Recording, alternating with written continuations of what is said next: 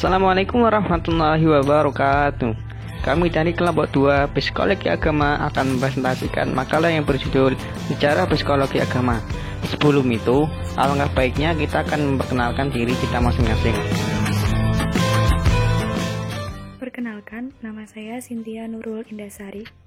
Perkenalkan, nama saya Afan Idris. Perkenalkan, nama saya Muhammad Ridwan.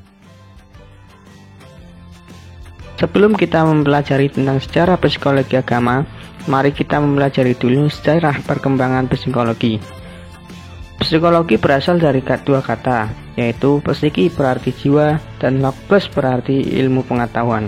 Psikologi merupakan cabang dari ilmu filsafat. Namun, perlahan psikologi menjadi ilmu yang mandiri sejak banyak penelitian khusus tentang kejiwaan. Dengan perkembangan ini, maka berubahlah psikologi yang tadinya bersifat filosofik menjadi psikologi yang bersifat empirik. Psikologi merupakan pendapat-pendapat para tokoh sejarah ilmu jiwa yang menjelaskan mengenai kejiwaan. Sejarah perkembangan psikologi agama. Psikologi agama berasal dari dua kata, psikologi dan agama. Psikologi merupakan ilmu jiwa, sedangkan agama, menurut Mukti Ali, sebagai wujud kepercayaan kepada Tuhan Yang Maha Esa dan hukum-hukum yang diwahyukan kepada kepercayaan utusan-utusannya untuk kebahagiaan hidup manusia di dunia dan di akhirat. Psikologi agama mengkaji tentang pengaruh agama dan tingkah laku manusia.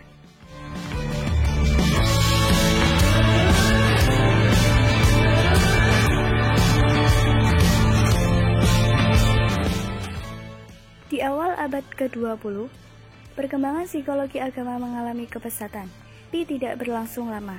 Sekitar tahun 1920, psikologi agama berhenti karena adanya faktor psikologi yang pada waktu itu, fenomena-fenomena keagamaan bukan suatu hal yang menarik untuk dipelajari dan diteliti. Selain faktor psikologi, terdapat faktor sosial masyarakat sebagai hal yang turut andil dalam perkembangan psikologi agama.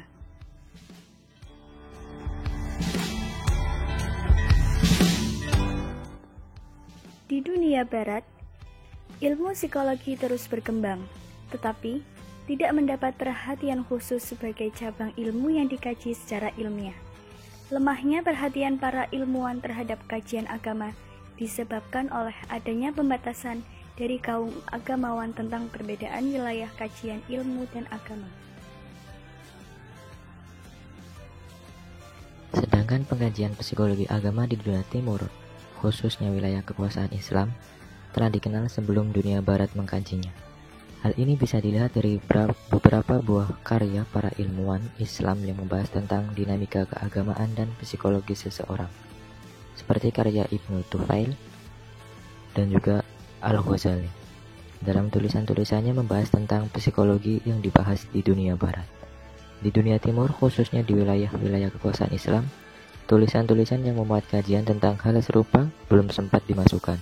Padahal tulisan Muhammad Ishaq Ibnu Yasir di abad ke-7 Masehi berjudul Al-Syiar wa Al-Maghazi memuat berbagai fragmen dari biografi Nabi Muhammad SAW ataupun risalah Hai Ibnu Yaksan fi Asrar Al-Hikmat Al-Mashikiyat yang juga ditulis oleh Abu Bakr Muhammad Ibnu Al-Malin Ibnu Tufay juga memuat masalah yang erat kaitannya dengan materi psikologi agama.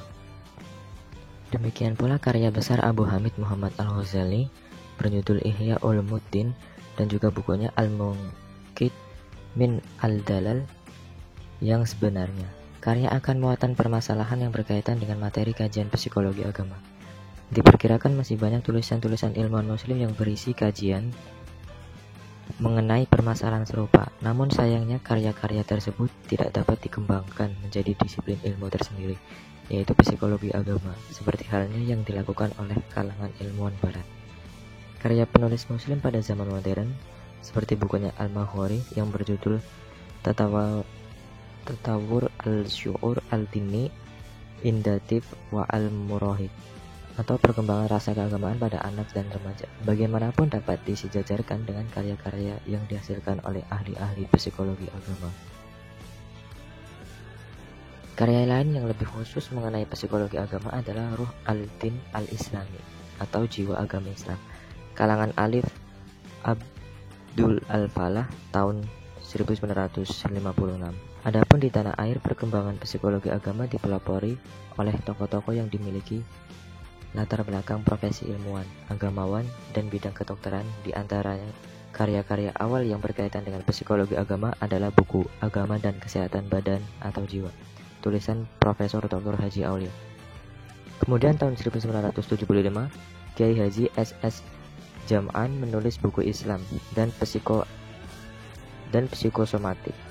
Dr. Siti Syukur Lister menulis buku Pengalaman dan Motivasi Beragama, pengantar psikologi agama. Psikologi agama dijadikan sebagai mata kuliah di beberapa perguruan tinggi.